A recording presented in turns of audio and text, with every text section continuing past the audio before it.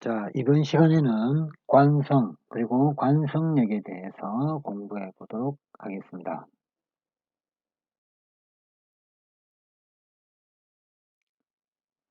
먼저 관성입니다. 관성의 정의는 물체에 작용하는 힘의 총합이 0일 때 물체가 원래의 운동 상태를 유지하려고 하는 경향을 우리가 관성이라 합니다. 돌부리에 걸려 넘어지거나 그 다음에 망치머리가 빠졌을 때 망치머리를 끼우는 또는 건 주로 이제 관성에 의한 현상이라고 보시면 되겠죠. 그래서 관성이나 성질을 이용한 거죠. 이거는 성질을 이용한 겁니다. 관성의 성질을 이용한 거고요. 이거는 관성 때문에 우리가 겪게 되는 불편한 점이기도 하죠. 돌부리에 걸렸을 때 넘어지는 이런 현상들.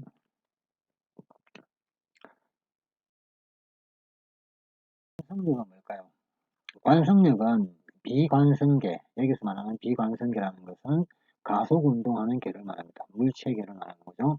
가속운동하는 물체계, 내의 관측자가 물체의 운동을 관측해서 이를 뉴턴의 운동법칙으로 설명하기 위해 도입되는 가상의 힘입니다. 극복의 힘입니다. 실제 존재하지 않는다 이 말입니다. 그래서 가상적인 힘이기 때문에 작용과 반작용의 관계가 성립하지 않습니다.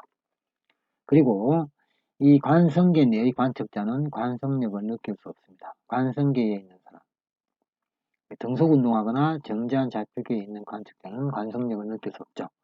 그래서 저 밑에 있는 그림을 보시면 급제동할 때 그리고 급출발할 때 우리는 관성력을 느낄 수 있습니다. 물론 버스가 일정한 가속도로 가속이 되어도 관성력은 계속 느낄 수 있겠죠.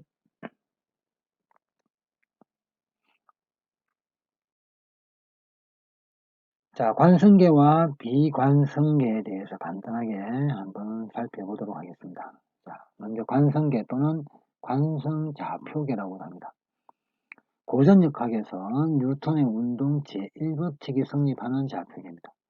그래서 아무런 힘도 작용하지 않는 물체는 정지해 있거나 등속 직선 운동을 하게 됩니다. 그래서 모든 관성좌표계에서 물리법칙은 동일하게 적용할 수 있게 됩니다. 자, 그 다음에 비관성 좌표계입니다. 비관성 좌표계는 관측자가 있는 좌표계가 가속 운동하는 좌표계입니다. 비관성 좌표계는 가속 운동하는 좌표계다. 그래서 관성 좌표계에 대해 정지한 관측자가 비관성 좌표계에 대해 정지한 관측자를 바라보면 가속 운동하는 것으로 관측됩니다. 관성 좌표계에 대해서 정지한 관측자가 비관성 좌표계에 대해 정지한 관측자를 보고 이 관측자의 운동을 보면 가속 운동하는 것으로 관측이 된다는 겁니다. 그래서 우리가 고전역학을 배우면서 이 뉴턴의 운동 법칙 있죠. 뉴턴 법칙 1, 2, 3 법칙이죠. 이 뉴턴 법칙은 관성 좌표계를 기준으로 작성이 되었습니다. 그래서 이 비관성 좌표계에서 뉴턴 법칙을 성립시키려고 하면 이 비관성항이 추가가 됩니다. 이 항을 관성력, 원심력 등의 극복의 힘이다 이렇게 생각하시면 되겠습니다.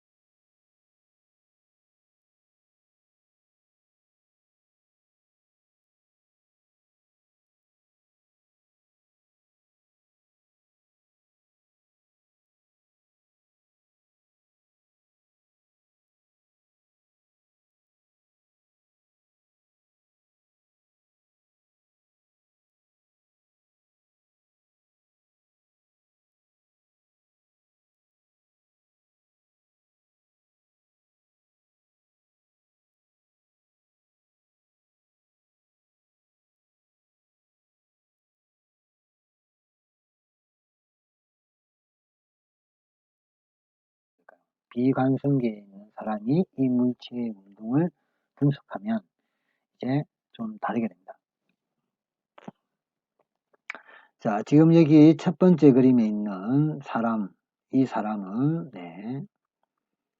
이 물체가 이 사람에 대해서 정지해 있습니다. 사람과 물체는 상대적으로 정지해 있어요. 근데 이 사람의 입장에서 보면 이렇게 중력이 작용하고 이렇게 장력이 작용합니다. 그래서 이 두 힘의 벡터 합을 하면요, 이렇게 나와요. 근데 정지해 있어야 되니까 어떤 힘이 필요할까요? 요 힘과 반대인 힘이 필요하게 됩니다. 그래서 이 힘을 새롭게 도입하게 됩니다.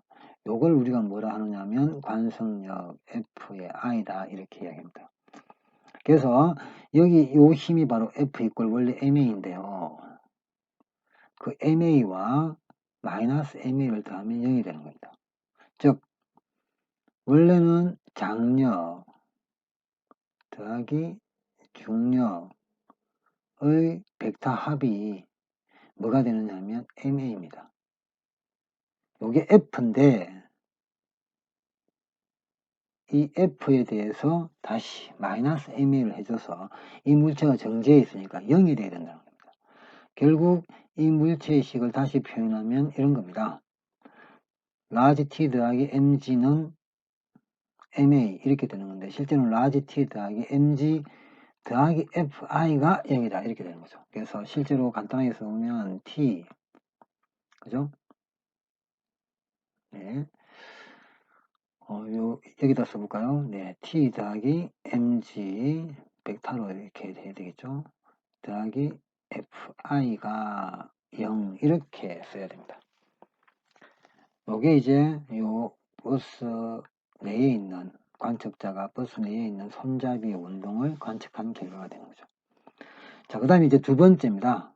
이 관측자가 그죠? 이 관측자가 요 저울 위에 서 있는 사람의 운동을 관측하는 겁니다. 그러면 역시 이 관측자 역시 요 대상인 사람과 상대적으로 정지해 있기 때문에 이 물체에 작용하는 힘들의 관계를 적어보면 정지한 운동이 돼야 됩니다. 정지한 운동이니까 R자임이 0이 돼야 되겠죠. 그래서 이렇게 됩니다. 이 물체에 작용하는 힘은 위쪽으로 작용하는 수직항력 N과 아래로 작용하는 중력이 있을 겁니다. 근데 저울의 눈금을 보면 이 N이 mg보다 훨씬 커요. 그러면 뭐가 안 맞죠. 그래서 뭐가 필요하다? 아래로 잡아당겨주는 또는 아래로 눌러주는 관성력 FI가 필요하다 이렇게 판단할 수 있는 겁니다. 이렇게 해야만 뉴턴의 운동법칙이 성립하는 것처럼 되는 거죠. 그래서 여기서는 이렇게 됩니다. 수직항력에서 mg를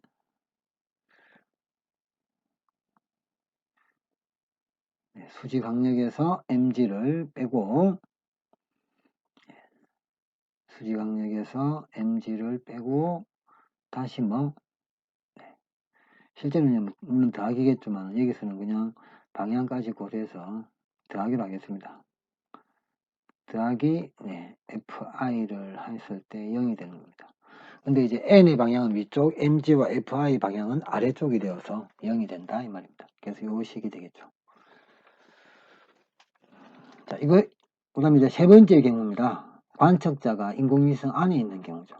그러면 이 인공위성과 관측자는 상대적으로 정지해 있는 거니까 중력과 즉 만유의 인력과 구심력의 반대 방향으로 작용하는 관성력이죠. 일종의 이걸 우리가 원심력이라고 합니다. 이 두 개의 합이 0이 되는 것처럼 이렇게 해석할 수 있습니다. 그리고 아까 버스 안에 타고 있는 사람이 관측한 버스 손잡이의 경우에 있어서 이 탄젠트 세타가 mg분의 ma가 되기 때문에 a가 g 탄젠트 세타로 주어질 수 있다.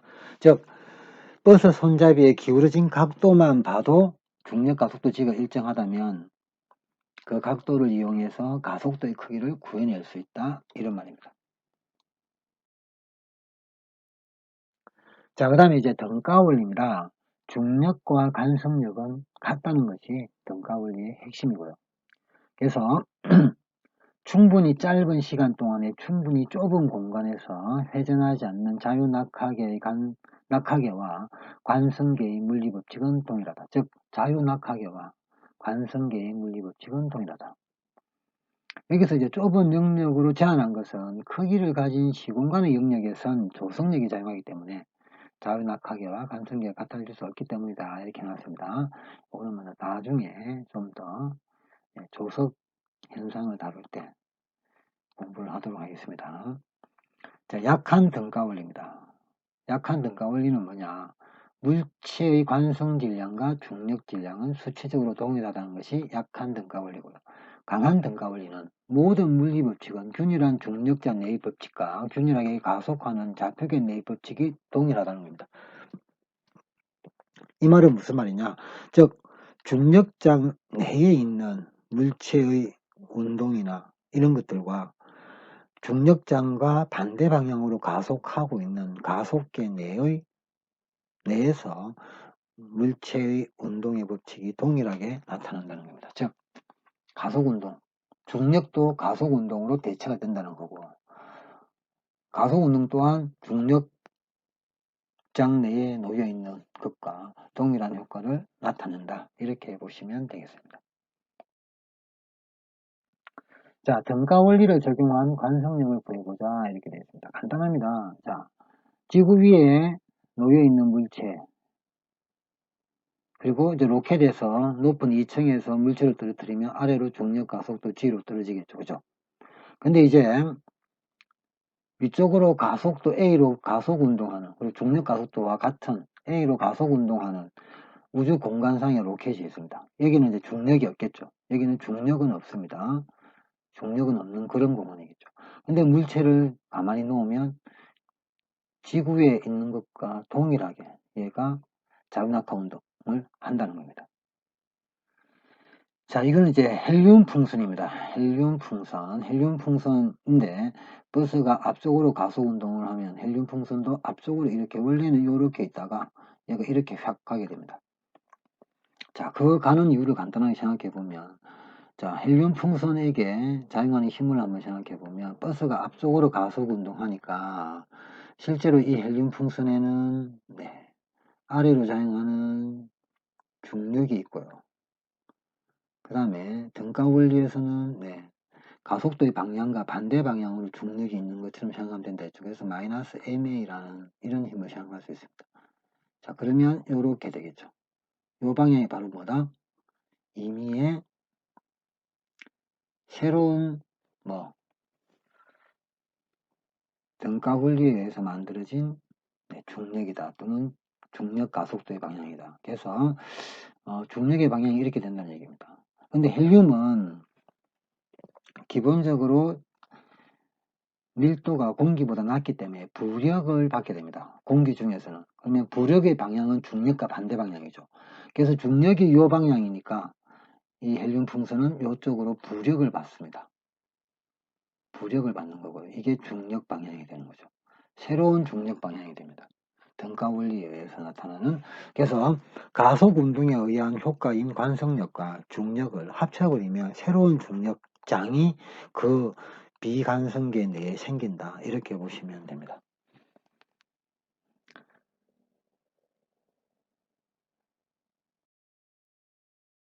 자, 관성력 구하기 문제입니다. 자, 이 물체가 이쪽으로 가속 운동을 하게 되면 이 물체는 실제로 이렇게 중력이 작용하고요. 그 다음에 이 방향으로 마이너스 ma가 있겠죠. 그래서 이렇게 하면 이 방향으로 새로운 중력장 mg'이라는 게 생깁니다. 그래서 이 물체는 안 떨어집니다. 왜? 그냥 요게 새로운 중력의 방향이기 때문에 이 물체는 중력장에 수직하게 놓여 있어요. 떨어질 수가 없죠. 그죠? 그래서 얘가 떨어지지 않을 가속도와 A의 관계는 간단하게 한번 생각해 보면 여러분도 이걸 계산할 수 있겠죠. 그죠?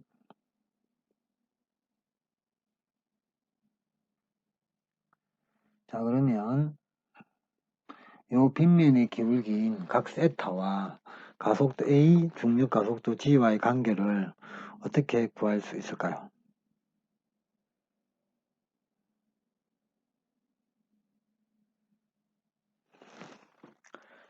결국은 요 각도가 세타가 되죠. 세타가 되니까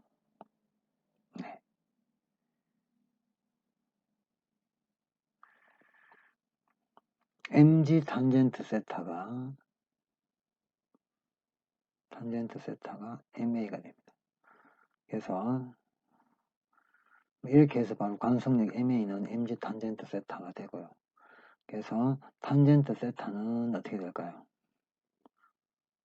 탄젠트 세타는 g분의 a로 쓸 수 있습니다. 자, 그 다음에 이 경우에는 이 물체가 왼쪽으로 가속 운동을 하고 있습니다. 자, 근데 얘들은 지금 A, B, C는 모두 다 헬륨 풍선같이 이 공기보다는 밀도가 낮은 그런 거죠. 그러면 위쪽으로 부력을 받아야 됩니다. 물체가 이 방향으로 가속 운동을 하고 있으니까 실제로 새로운 중력장의 방향 G'은 이 방향일 겁니다. 이 방향의 중력과 이 방향의 A가 있으니까, 그죠?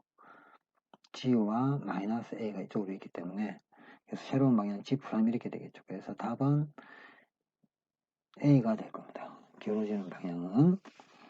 자, 그 다음에 이 경우에는 물체가 이렇게 가속 운동하면 수면이 이렇게 됩니다. 근데 왜 이렇게 되느냐? 한번 살펴보면 이 공간에서의 새로운 중력장의 방향 또는 중력의 방향은 이렇게 G가 있고요. 이 방향으로 A가 있습니다. 마이너스 A겠죠. 그래서 벡터합을 하면 이렇게 됩니다. 이게 새로운 G'이죠. 그래서 이 새로운 G'의 방향에 수직하게 수면이 형성이 된다. 그렇게 보시면 되겠습니다. 자, 요 4번 같은 경우에도 마찬가지겠죠. 이 그냥 연장선을 끄면 되는 겁니다. 결국 요 방향에 새로운 G'이 존재하기 때문에 여기에 수직한 방향으로 이게 수면이 형성이 된다. 그렇게 보시면 되겠습니다.